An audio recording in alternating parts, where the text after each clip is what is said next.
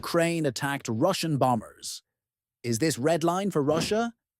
Ukraine's reported attacks on Russian bombers, especially if they occur deep inside Russian territory, represent a significant escalation in tactics. But whether this crosses a red line for Russia depends heavily on context and Kremlin interpretation, which is often deliberately ambiguous. Key considerations. 1. Target type. Strategic bombers. Strategic bombers like the Tu-95 and Tu-160 are crucial to Russia's long-range strike capability, including the delivery of cruise missiles into Ukraine. Targeting them could be seen as a defensive move by Ukraine to degrade Russia's ability to launch such attacks. However, it also risks being interpreted as a direct strike on Russia's nuclear triad, even if nuclear weapons are not involved. Second location, inside Russian territory.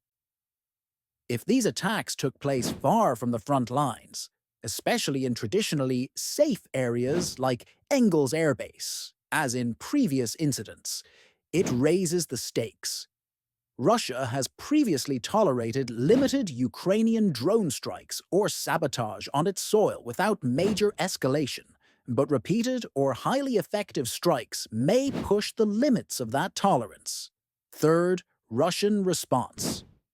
Doctrine Russia has used the term red lines loosely and inconsistently.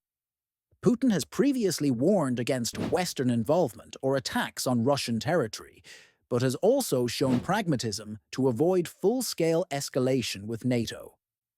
If the bombers were hit using Western-supplied weapons, especially long-range ones, e.g., ATACMS, Storm Shadow, that could draw a sharper reaction.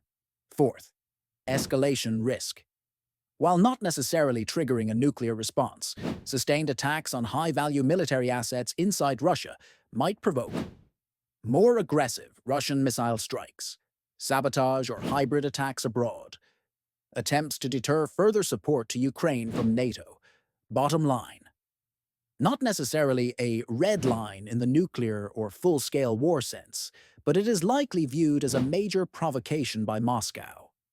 Russia may respond more aggressively, but whether it escalates depends on multiple factors, including the scale of the damage, the weapons used, and the political environment.